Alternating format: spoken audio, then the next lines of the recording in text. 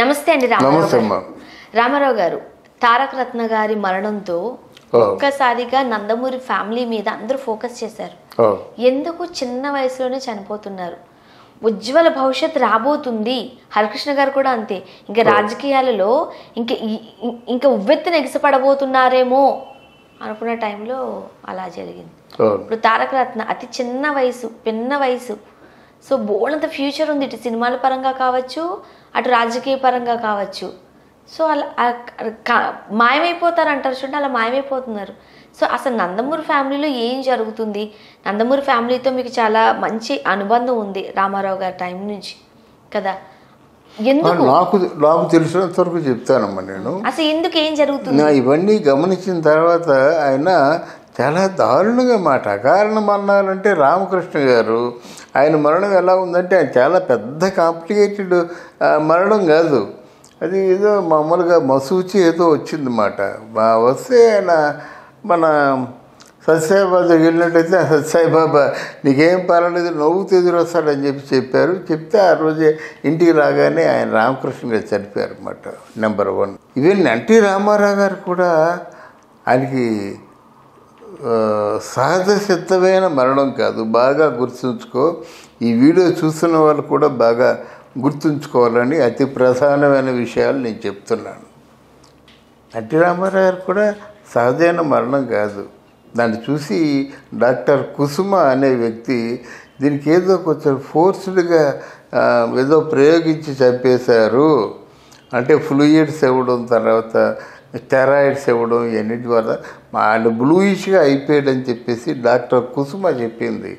అది అకాల మరణమే. ఇది రెండో అకాల మరణం. నాకు గుర్తున్నంత వరకు ఆర్డర్ తీసి పక్కన పెడదాం. ఇకపోతే హరికృష్ణ కొడుకు జానకరాం భార్యాబిడ్డలతో ఎంత హ్యాపీగా ఉంటున్నాడండి. భార్యాబిడ్డలతో ఉన్నప్పుడు ఆయన అసలు అంటే బయటికే తెలియదు అన్నమాట. ఆయన గొడవ ఏదో ఆయన ఏదో తప్ప లోకానికి తెలియనటువంటి బంగారు తండ్రి ఆయన చనిపోవడం అకాల మరణం. దారిలో డివైడర్ని గుర్తుకొని చచ్చిపోవడం అకాల మరణం. తర్వాత మన హరికృష్ణ ఎలాగా చనిపోయినాడు? కేవలం మంచి ఒక 80, 90, 100 కిలోమీటర్ల స్పీడ్లో వెళ్తుంటే వెనక ఉన్నటువంటి వాటర్ బాటిల్ వెనక్కి తిరిగి చూసుకుంటే ఇలాగా చచ్చిపోయాడు అన్నమాట. అకాల మరణం. జనరల్గా హైవేస్ పైన ఆ స్పీడ్ పెద్ద స్పీడ్ ఏం కాదేమో కదా, 80s 90sలో వెళ్తూనే ఉంటారు, లేకపోతే 100 కిలోమీటర్లు వెళ్తూనే ఉంటారు. అకాల మరణం కదా. అలాగే ఇంకో మరణం గురించి చెప్తాను, ఇది ఎవరికి తెలీదు, ఆ ఇంట్లో ఉన్నాను కాబట్టి చెప్తున్నాను అన్నమాట. ఎన్టీ రామారావు గారి బ్రదరు త్రివిక్రమరావు గారు, ఆయనకి 2 కొడుకులు, కళ్యాణ చక్రవర్తి, హరియం చక్రవర్తి. అతన్న తెలిసిన ఆయనకి ఏదో భార్య దూరం అయిపోయింది, ఇంట్లో చెప్పలేడు, భార్య చెప్పలేడు. ఆ బాధల్లో ఆయన ఫుల్ బాటిల్ మందు తాగేశాడు. ఎవరు? త్రివిక్రమరావు గారి కొడుకు హరియం చక్రవర్తి. సేమ్ ఎన్టీ రామారావు లాగా ఉంటాడన్నమాట. చిన్న కొడుకు, రెండో కొడుకు. పెద్ద కొడుకు కళ్యాణ చక్రవర్తి, చిన్న కొడుకు హరియం చక్రవర్తి. ఒక ఫుల్ బాటిల్ తాగేశాడు. ఆయన సిగరెట్లు బాగా బ్రహ్మాండంగా కాలుస్తారన్నమాట. ఓ ప్యాకెట్ అయిపోయింది, రెండో ప్యాకెట్ కూడా మొత్తం రెండో బాటిల్ సగం తాగేశాక సిగరెట్ వెలిగించుకొని ఆ బాటిల్ పడిపోయింది. అంటే బెడ్ అంతా బాటిల్ తడిచిపోయింది, బాటిల్ పడిపోయినటువంటి మందుతో తడిచిపోయింది. అంటే ఒక ఫుల్ బాటిల్ తాగేస్తే ఎలా ఉంటుంది కదా, పడిపోతాడు, దొరుకుతుంటాడు, కళ్ళు చేరిపోతుంటాయి, ఏదో అలా ఉంటుందన్నమాట. ఆల్మోస్ట్ అక్కడ గాలిలో చేరిపోతుంటాడు, ఏమి కనిపించదు.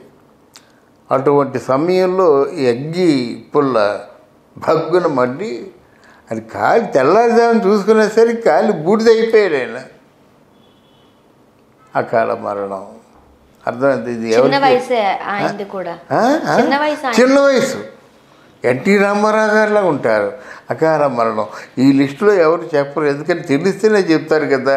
అందుకు ఆయన ముఖ్యంగా ఇంట్లో ఉన్న వ్యక్తిగా అయితే మాకిద్దరం కూడా చాలా మంచి అనుబంధం ఉంది హరియం చక్రవర్తికి నాకు. పైగా హరియం చక్రవర్తి కొడుకు కదా మొన్న కనిపించిన ఫోన్ చేశాడు, ఫోన్ చేసి కలుసుకున్నాం. మేము అందరూ బాగానే ఉంటున్నాము, తారక్ బాగా చూసుకుంటున్నాడు అని చెప్పారన్నమాట. వీళ్ళందరినీ తారక్ చాలా బాగా చూస్తారట, దగ్గర చేసుకోవడం, వాళ్ళ కష్ట సుఖాలు వినడం, హెల్ప్ చేయడం చేస్తారట. తర్వాత ఉమామహేశ్వరి, వీళ్ళందరికంటే తను మరి చిన్నపిల్ల కదా, చిన్నపిల్ల అయినప్పుడు కూడా ఆవిడ కొన్ని మానసిక సంఘర్షణల వల్ల ఉరి వేసుకొని చనిపోయింది. సహజ మరణం కాదు, అకాల మరణం. అర్థమైందా? ఇప్పుడు 100 ఏళ్ళు బ్రతకవలసినటువంటి తారకరత్న ఒకటి కుప్పకూలిపోయాడు అంతే, అకాలంగా కుప్పకూలిపోయాడు. అదే చివరి ఆ బ్రీత్. తర్వాత ఇంకేముంది, బ్రతికాడో చనిపోయాడో ఆయనకి తెలీదు, మనకు తెలియదు. అకాల మరణం. అటు వీటికి కారణం ఏంటంటే ఎన్టీ రామారావు గారు బ్రతుకున్నప్పుడు క్షమించారు. నాకు ఇది తిరుమలరావు గారు చెప్పినటువంటి విషయం ఇది.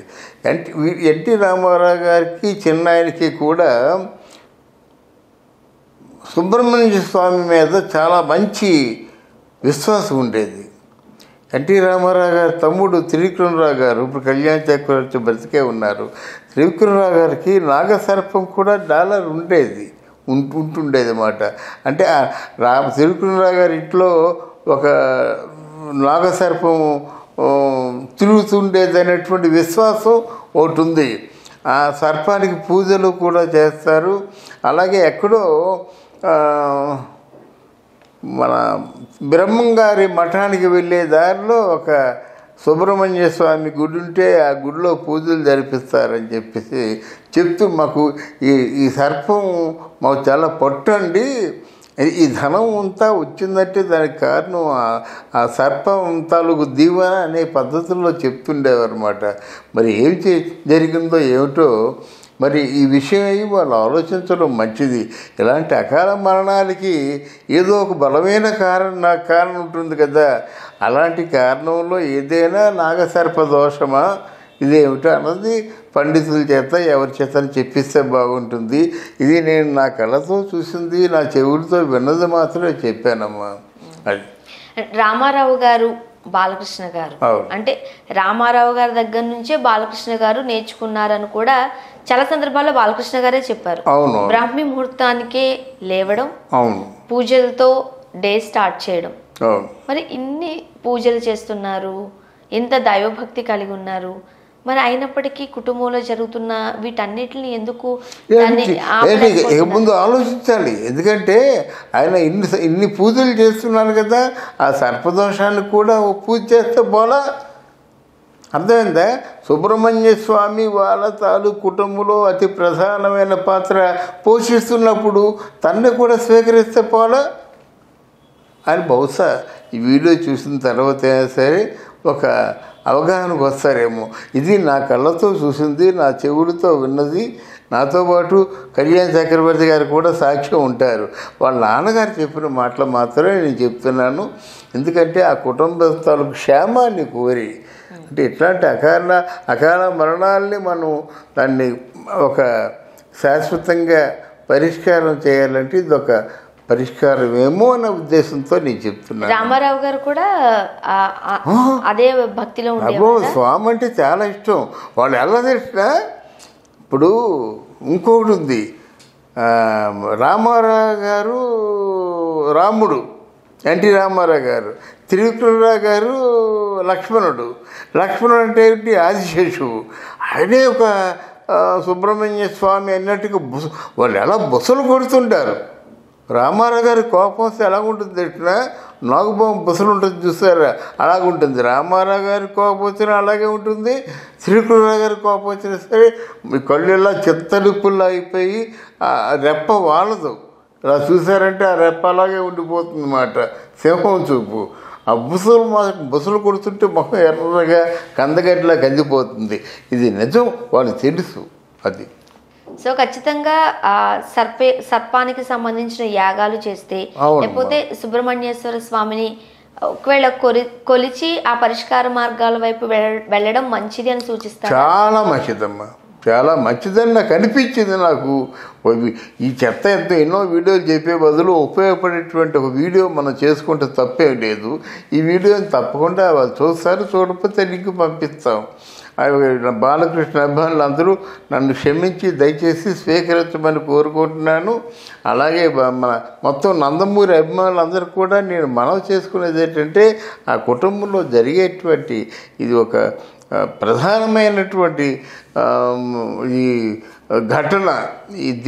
దీని మీద అందరూ దృష్టి ఉంచి వాళ్ళ క్షేమాన్ని కోరుకుంటారని నేను తలుస్తున్నాను. Thank you so much. Thank you అమ్మా, థ్యాంక్ యూ వెరీ మచ్.